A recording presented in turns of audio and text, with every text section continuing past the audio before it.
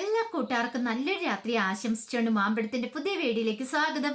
നമുക്ക് നേരെ ഗൗരിയുടെ ശങ്കറിന്റെ നാളത്തെ നല്ലൊരു പ്രമോ വിശേഷം കണ്ടാലോ. അങ്ങനെ ഇന്ന് നമ്മൾ കണ്ടത് മഹാദേവൻ സഹിച്ചില്ല.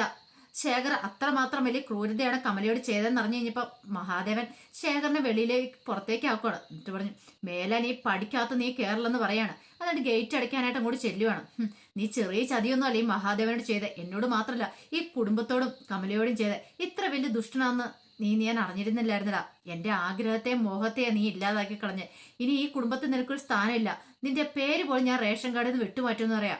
അച്ഛൻ നീ കൂടുതലൊന്നും പറയണ്ട. തങ്കച്ചി പറഞ്ഞു, നമ്മുടെ മോനല്ലേ. എന്ത് മോന്?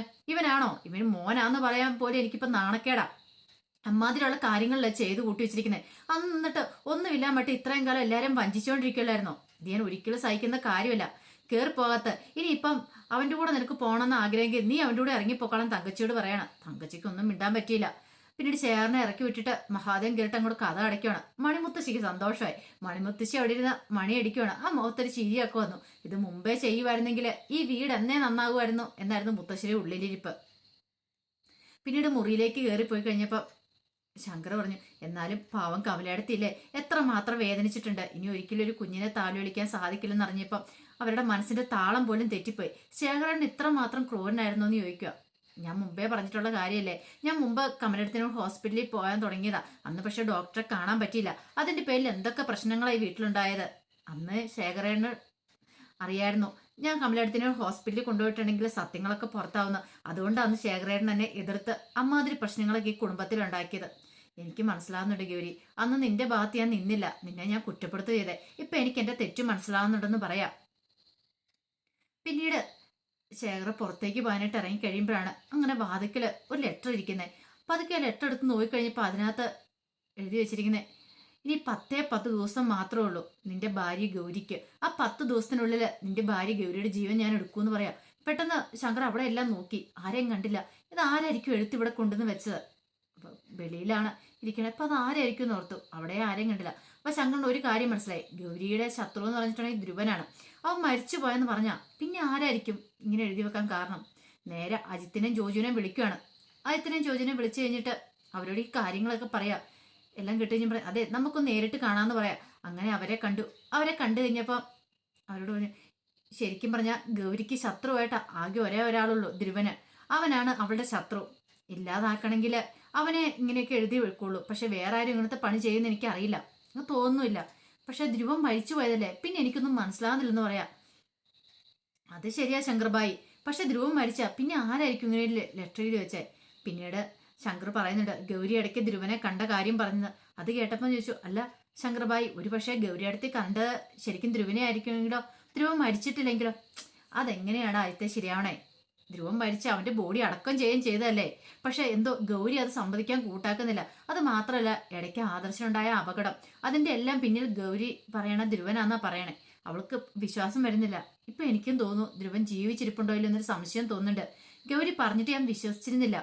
അങ്ങനെയാണെങ്കിൽ ഒരു കാര്യം ശങ്കർബായി വിചാരിച്ചു, അവൻ ജീവിച്ചിരിപ്പുണ്ടെങ്കിൽ അവൻ ഏത് മുക്കിലും മൂലയുണ്ട് ഞങ്ങൾ കണ്ടെത്തിയിരിക്കും. ശങ്കർബായി ധൈര്യമായിട്ട് പോക്കോ. ഇനി ഒരു കാരണവശാലും ഗൗരിയടത്തിന്റെ അടുത്തൊന്നും മാറില്ല.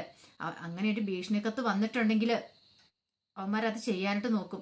അതുകൊണ്ട് ശങ്കർബായിയുടെ എപ്പോഴും നോട്ടം ഗൗരിയടത്തിന്റെ അടുത്തുണ്ടാവണം എന്ന് പറയാം.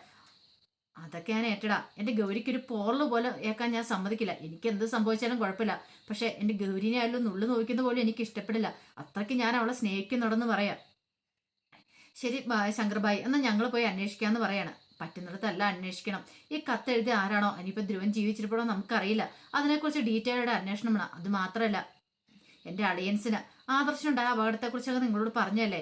അപ്പൊ അതിന്റെ പിന്നിൽ ആരാന്നറിയണം. ഒരു പക്ഷെ അവിടെ അന്ന് ഞങ്ങൾ ആ വീട്ടിൽ പോയിട്ടുണ്ടായിരുന്നു. ആ രഞ്ജു എന്ന് പറയുന്ന അവള് സത്യങ്ങളൊന്നും അല്ല പറഞ്ഞെന്നാ ഗൗരി പറഞ്ഞ്. അത് സത്യമാണോ അല്ലയോ എന്ന് നീ ഒന്ന് തിരക്കണം. നിങ്ങൾ അവിടെ ഇപ്പൊ എങ്ങനെയൊന്ന് അന്വേഷിച്ചറിയണമെന്ന് പറയാം. അതൊക്കെ ഞങ്ങൾക്ക് വിട്ടു തന്നേരെ. ആ കാര്യമൊക്കെ ഞങ്ങൾ ഏറ്റു. ശങ്കർബായി അതിനെക്കുറിച്ച് ഒന്നോർത്ത് വിഷമിക്കണ്ടെന്ന് പറയണം. പിന്നീട് അവരങ്ങോട്ട് പോവാ. ശങ്കറിന് ആകെപ്പാട് ടെൻഷനായി. എന്റെ ഭഗവാനെ, എന്റെ വടക്കുന്നാഥ, ഇനിയിപ്പോ എന്റെ ഗൗരിക്ക് പല ആപത്തും വരുമോ, അങ്ങനെ ചിന്തയായിരുന്നു. ഈ സമയം ഗൗരി കമലയ്ക്കുള്ള മെഡിസിനൊക്കെ എടുത്ത് കൊടുക്കുകയാണ്. കമല വല്ലാത്തൊരു അവസ്ഥയിലാണ്. അങ്ങനെ മെഡിസിനൊക്കെ കഴിച്ചു കഴിഞ്ഞപ്പം കമല അവിടെ ഇങ്ങനെ കിടക്കുവാണ്. കിടന്ന് കമലയുടെ കിടപ്പ് കണ്ടപ്പോൾ തന്നെ ഗൗരിക്ക് സഹിച്ചില്ല. പാവം കമലെടുത്തി എത്ര മാത്രം സഹിച്ചു. അവസാനമാണ് മനസ്സിന്റെ നിയന്ത്രണം നഷ്ടപ്പെട്ടു പോയത്. ഇനിയിപ്പോൾ ഒരു കുഞ്ഞിനെ കൊഞ്ചിക്കാൻ ലാളിക്കാന്നുള്ള ഒരു മോഹം അത് മനസ്സിലങ്ങനെ അവശേഷിക്കുമായിരുന്നു. ആ സമയത്താ ദൈവം തമ്പുരാനായിട്ട് ഇങ്ങനൊരു അവസരം കൊണ്ടെത്തുന്നത്. ഒരു പക്ഷേ കമലെടുത്തേക്ക് ഇനി പ്രസവിക്കാന്നുള്ള ആ ഒരു ഇത് അത് അറിയിക്കാൻ വേണ്ടിയിട്ടായിരുന്നോ ഇങ്ങനെ അസുഖം കമലെടുത്തേക്ക് കൊടുത്തതെന്ന് പോലും ഒരു നിമിഷം ഗൗരി ചിന്തിച്ചു പോയി. അല്ലായിരുന്നെങ്കിൽ ഒരിക്കലും സ്കാൻ ചെയ്യാൻ പോകത്തില്ലായിരുന്നു. സത്യാവസ്ഥ ശേഖറിന്റെ കള്ളത്തരങ്ങളൊന്നും കണ്ടുപിടിക്കാനും പറ്റില്ലായിരുന്നു. അതുകൊണ്ടാണല്ലോ സ്കാൻ ചെയ്യാൻ പറ്റിയതും. യൂട്രസ് ഇപ്പോഴും ഉണ്ട്, ഒരു കുഴപ്പമില്ല, ഇനി ഗർഭിണിയാകാൻ പ്രസവിക്കാന്നൊക്കെയുള്ള കാര്യം അറിയാനും സാധിച്ചേ. അങ്ങനെ മരുന്നൊക്കെ കഴിച്ച് കമല കിടന്നുറങ്ങും. ഗൗരി അവിടെ കാത്തിരിക്കുകയാണ്. ഇനി കമല ഉറക്കത്തിൽ നിന്ന് ഉണർന്നിട്ടുണ്ടെങ്കിൽ എന്തേലും പ്രശ്നങ്ങൾ ഉണ്ടാക്കുമെന്നൊരു ടെൻഷനൊക്കെ ഉണ്ടായിരുന്നു. അതുകൊണ്ട് അവിടെ തന്നെ വെയിറ്റ് ചെയ്തിരുന്നു. ഈ സമയത്ത് ശങ്കർ അങ്ങോട്ട് വരുന്നേ. ശങ്കർ എന്നിട്ട് ചോദിച്ചു, അല്ല ഗൗരി നീ എന്താ? അല്ല കമലടുത്തേക്ക് കിടക്കുമല്ലേ, അപ്പൊ കമലടുത്തേക്ക് ഞാനിവിടെ കൂട്ടിരുന്ന ആണോ? എന്നൊരു കാര്യം ചെയ്യുക, ഞാൻ ഇങ്ങോട്ട് പോയേക്കാം. അല്ല ശങ്കറിന് ചായ ഒന്നും വേണ്ടെന്ന് പറയണ. പിന്നീട് ശങ്കർ ഇങ്ങനെ ഓരോന്ന് ആലോചിച്ച് മുറിയിൽ പോയിരിക്കുക. ഗൗരിനെ കുറിച്ച് മാത്രമായിരുന്നു ചിന്ത.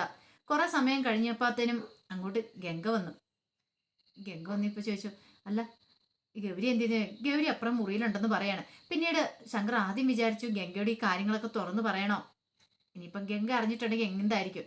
വേണ്ട, ഗംഗ അറിഞ്ഞിട്ടുണ്ടെങ്കിൽ വേണ്ട, അത് വലിയ വിഷയമല്ല. പക്ഷെ തന്റെ മനസ്സിലുള്ള കാര്യങ്ങള് ഗംഗയോട് തുറന്നു പറയണം തന്നെ ശങ്കറിന്റെ ഉള്ളിലുണ്ടായിരുന്നു. പിന്നീട് വേണ്ടാന്ന് വിചാരിച്ചു.